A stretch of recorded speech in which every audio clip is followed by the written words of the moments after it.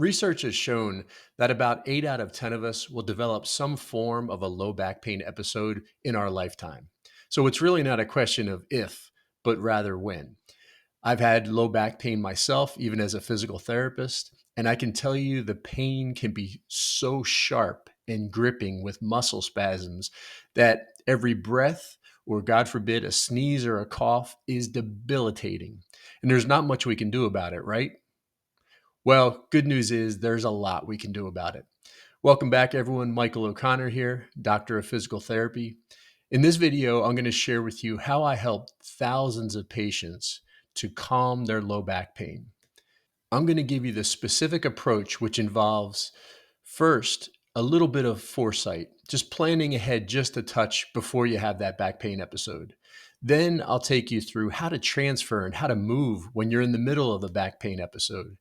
And third, I'll show you the 90-90 position. This is a critical position that you must learn to begin to calm your back pain and start to get relief so you can actively heal again. As always, don't forget to check with your physician to make sure these exercises are appropriate for your specific situation. Let's take a look. One of the most important things to do to calm low back pain is to get into what we call the 90-90 position. The hips at a 90-degree angle and the knees roughly at a 90-degree angle. But the challenge is, how do you get into this position when you're having an acute episode of back pain? How do you transfer? How do you get yourself from standing to lying on your back comfortably? One of the best things we can do is just plan ahead a little bit before you have an acute low back pain episode. Is there a bed that's a little easier for you to transfer in and out of?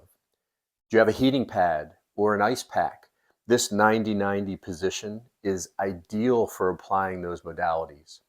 And most important, what surface are you going to use to support your calves and unweight your core and your lower body so that you can start calming things down? We talked about some options such as a larger couch pillow or a lightweight chair, or possibly I'm going to be using an ottoman today. I know this puts me in the ideal 90-90 position. Some of these items would obviously require help from someone else, a friend, a partner, a family member, because when you're in the middle of acute low back pain, you don't want to be lifting items. If you don't have anyone to assist you, you could use something very lightweight, such as an exercise ball. Take a little air out of the exercise ball and it would give you great support. So next I want to go into transferring and the 3 phases of how to transfer from upright to lying on your back. In this position, the first thing I'm going to do is just gently tighten my abdominals and perform what's called a hip hinge.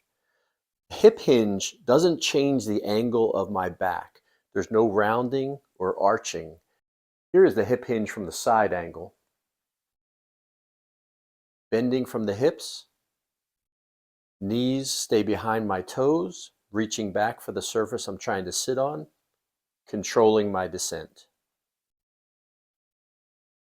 Once I'm in the sitting position, I'm going to use my arms and a little bit of a hip shift to just inch myself backward, little by little, all the way back in the bed until the back of my knees hit the bed. At this point, my knees and ankles will come together, and I will use my arms on this side of my body to control the descent of my body, going from sitting to side lying. Notice my spine stays in line. You don't want to side bend. That'll probably make your back pain much worse.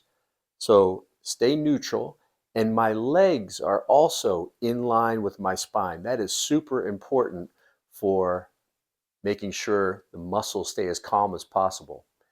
So I control the descent of my body all the way to the side lying position. Once in side lying, I might take a break and a few breaths. Then I'm going to apply a little bit of tension to my abdominals and roll to my back, what's called a log roll. So I can push with my arms a little bit and just go right into the log roll position to lying on my back.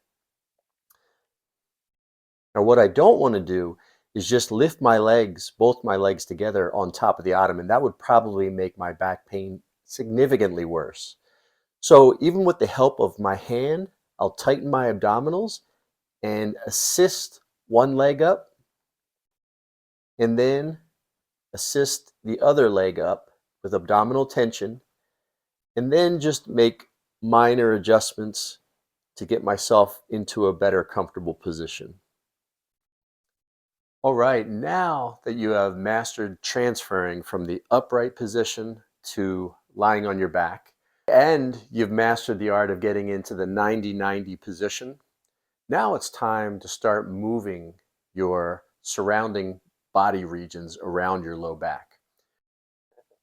Okay, from the 90-90 position, your hands can either be by your side, or I'm going to bend my elbows and have my hands across my abdominals so you can see a little bit better.